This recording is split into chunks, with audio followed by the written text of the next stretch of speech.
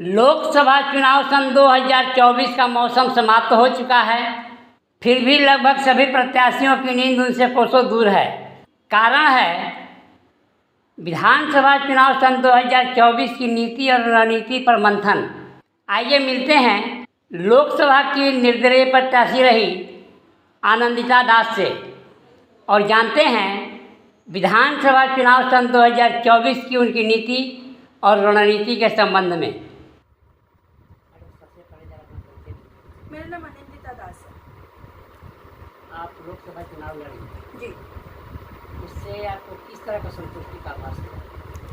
इतना संतुष्टि तो है भाई, लगभग 3000 लोग मेरे साथ हैं, तो उतना संतुष्टि तो मुझे है। 3000 लोग आपके साथ हैं? एकदम। जब पहली बार लड़के 29 साल की एक लड़की जब लड़ी, सबसे यंगेस्ट कंटेस्टेंट थी मैं, यंगेस्ट प्रत्याशी थी, सबसे कम उम्र की, और एक 29 साल की लड़की लड़ करके अगर 3000 वोट ला रही है बिना कोई पॉलिटिकल बैकग्राउंड के, अच्छी बात है। कुछ प्रयास में कमी रह गया था या क्या कारण रहा कि जो वोट आया इससे कुछ और बढ़ा दे?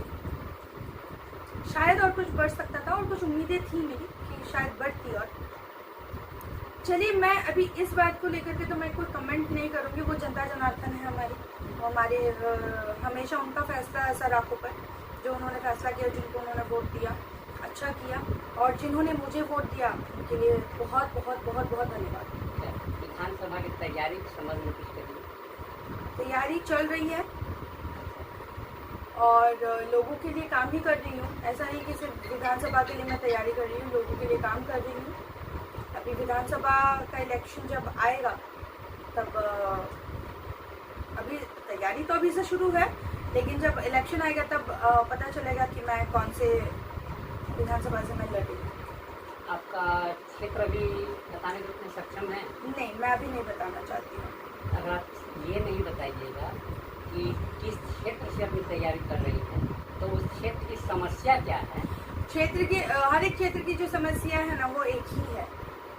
शिक्षा, महिलाओं के लिए कुछ करने का मेरा मन है, महिलाओं के लिए मैं कुछ करना चाहती हूँ, और युवाओं का रोजगार, और ऑब्वियसली बिजली पानी जो है ना, ये मतलब धनबाद की मैं ये बोलूँगी वन ऑफ द ओल्डेस्ट, सबसे पुरानी जो एक मतलब दिक्कत है वो है बिजली और पानी की दिक्कत। ये भी है। अभी आप बोली शिक्षा के बारे में। जी। ठीक है, तो शिक्षा को किस तरह से मैंने आप उसमें सुधार लाने का प्रयास करें? एक तो गवर्नमेंट स्कूल्स में सुधार।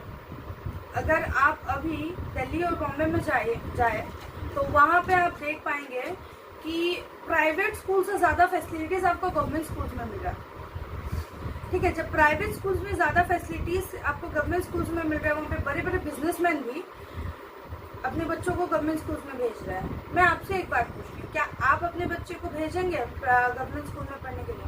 मेरे सभी बच्चे गवर्नमेंट स्कूल में ही पढ़े हैं, तो क्या वो लेवल का शिक्षा आपको मिल रही है जो प्राइवेट स्कूल में आपको मिलती है? नहीं, ये गवर्नमेंट स्कूल में शिक्षा का स्तर जो गिरा हुआ है, ठीक है, तो उसके लिए सिर्फ शिक्षक जिम्मेवार नहीं है। नहीं, मैंने तो शिक्षक को जिम्मेदार बोला। वो एक ऐतिहासिक मॉन्यूमेंट बन जाता है, उसको हम लोग देखने जाते हैं, घूमने जाते हैं, गवर्नमेंट स्कूल में तो जाने का भी मन नहीं करता। गवर्नमेंट स्कूल के बाथरूम में कभी जाइए ना, आपको घुसने का मन नहीं करेगा, इतना गंदा है, क्योंकि उस पर साफ महीने में एक बार होता है। ये सब चीज़ को सुधार करना है मुझे, मतलब हर छोटी से छोटी जो दिक्कत हो रही है गवर्नमेंट स्कूल में, हर एक चीज़ में मुझे सुधारना है।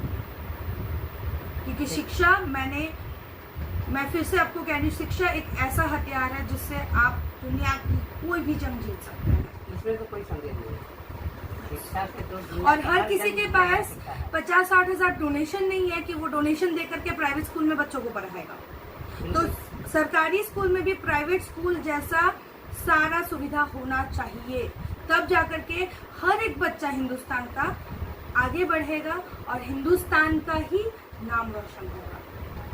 सिर्फ और सिर्फ झारखंड की प्रॉब्लम नहीं, बहुत सारे स्टेट्स की प्रॉब्लम है, लेकिन क्योंकि मैं अभी यहाँ पे हूँ, मुझे अभी यहाँ का देखना है। अभी धनबाद, अभी शिक्षा के मामले में अगर आप गूगल में भी सर्च कीजिएगा, धनबाद में झारखंड, पूरे धनबाद की मैं बात क्यों करूँ, झारखंड अभी शिक्षा के मामले में बहुत पीछे है। इसमें कोई बहुत नहीं। पीछे है वो चीज़। अब मणिपुर जाइए, अब नॉर्थ ईस्ट जाइए, अब मेघालय एक ऐसा स्टेट है जहाँ पे एजुकेशन रेट, जो लिटरेट रेट होता है वो 97% है। अब पंजाब जाइए 91% है। अब मणिपुर जाइए वहाँ पे 97.9% है। और वही आप झारखंड में आइए, आपको 46 या 47 50% तक अभी तक क्रॉस नहीं किया। क्यों?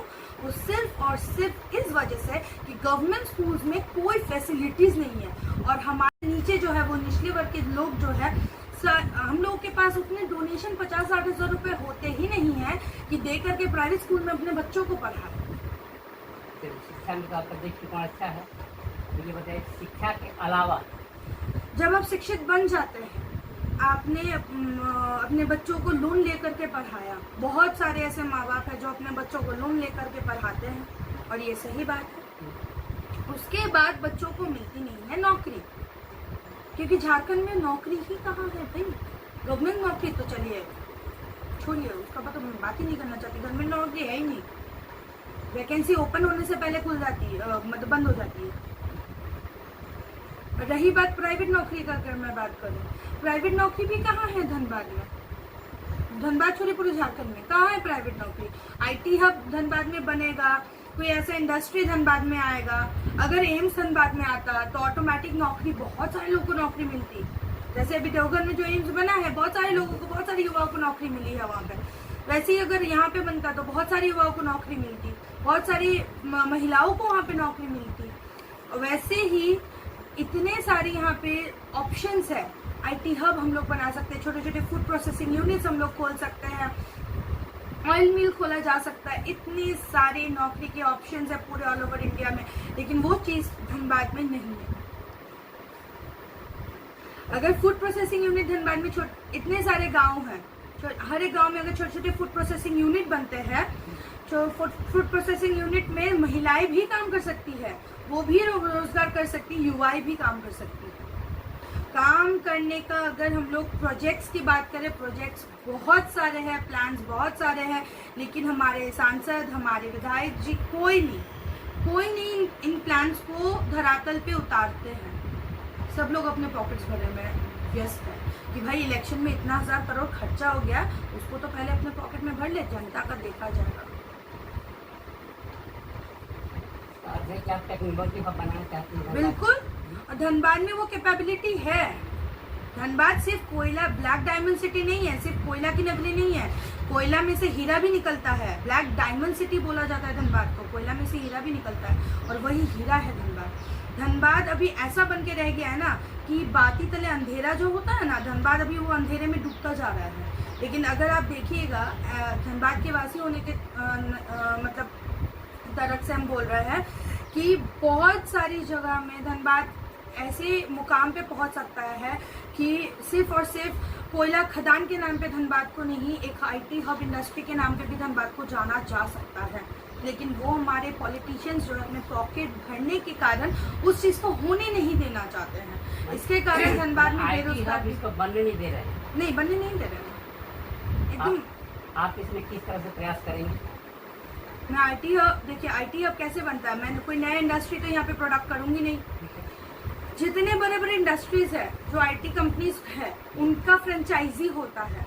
फ्रेंचाइजी होकर के यहाँ पे हम लोग वो प्रोजेक्ट्स शुरू कर सकते हैं। यहाँ पे वो लोग अपनी कंपनी को यहाँ पे सेटअप करेंगे। उसके चलते क्या होगा, यहाँ पे युवाओं को नौकरी मिलेगी, काम मिलेगा, तो ऑटोमेटिकली आईटी हब बनता गया ना धनबाद। बिल्कुल बना।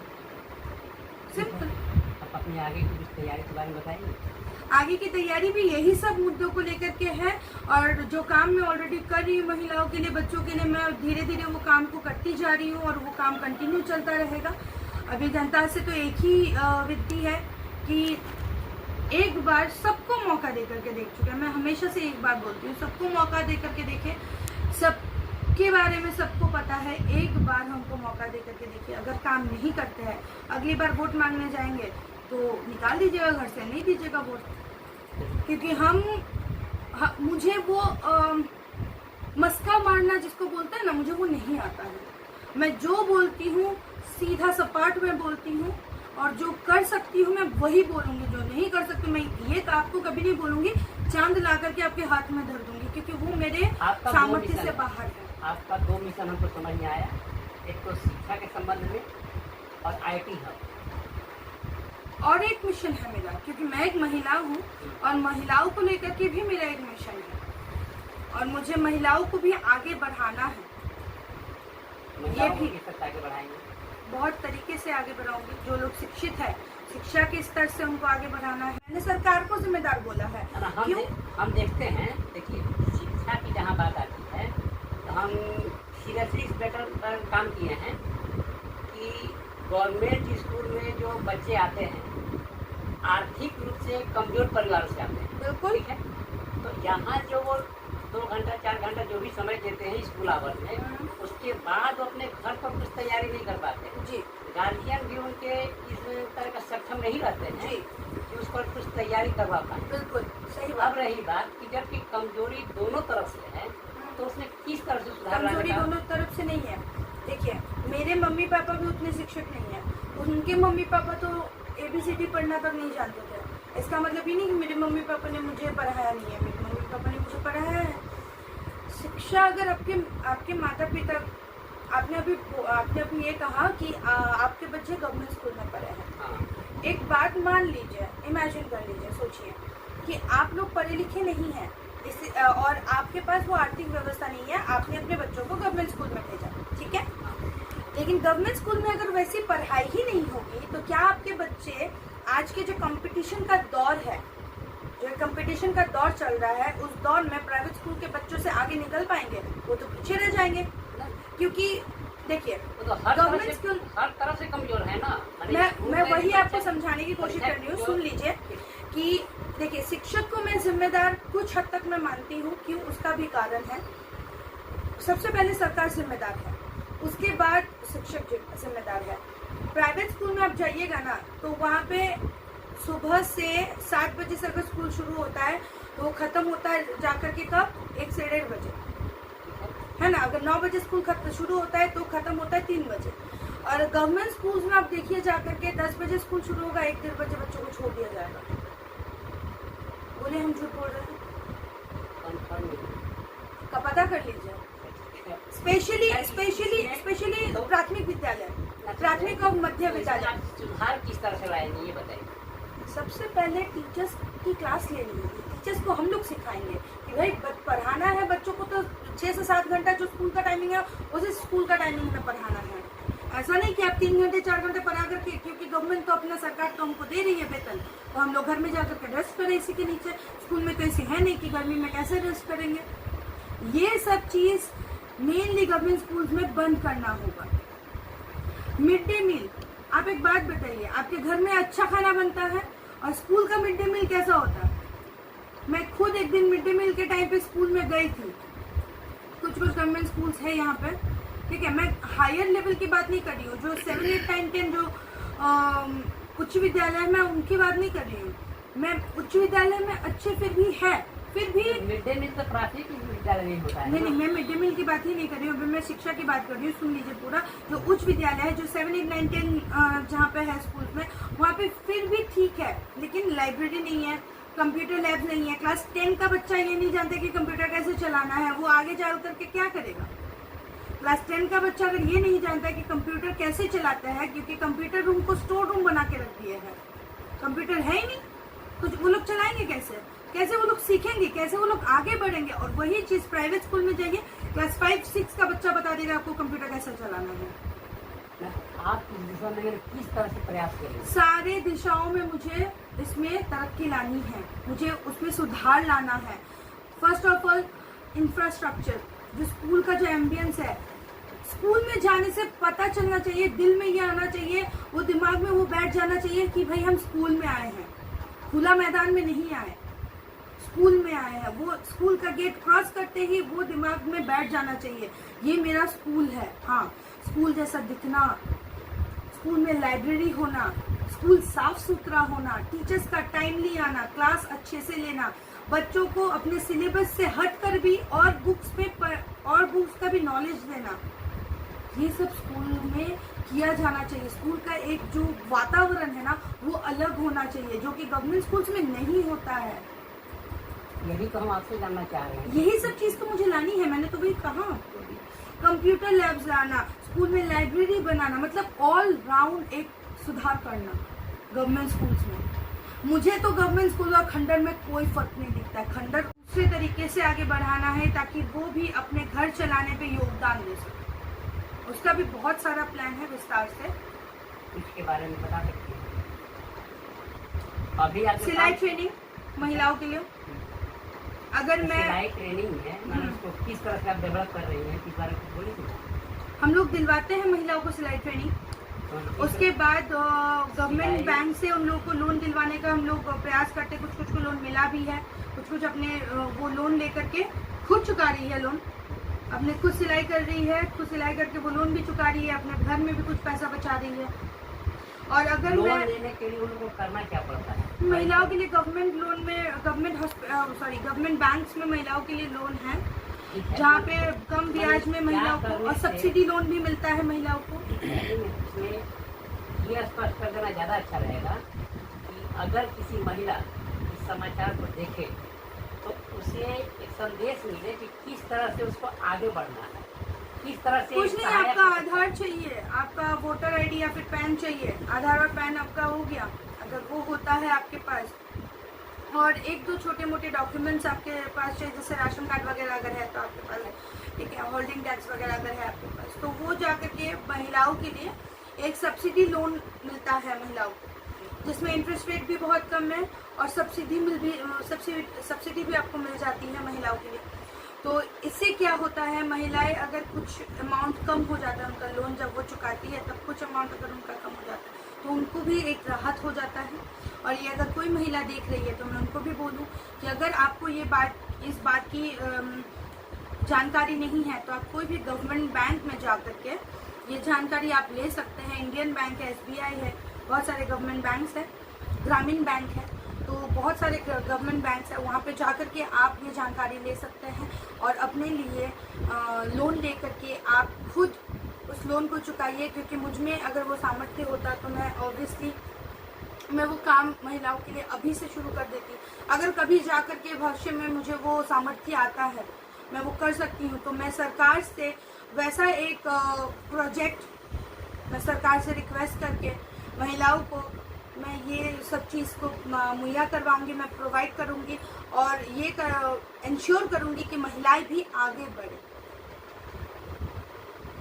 कार्यकर्ता का 3 मुद्दों पर अभी काम कर रहे हैं। जी, बहुत बहुत धन्यवाद।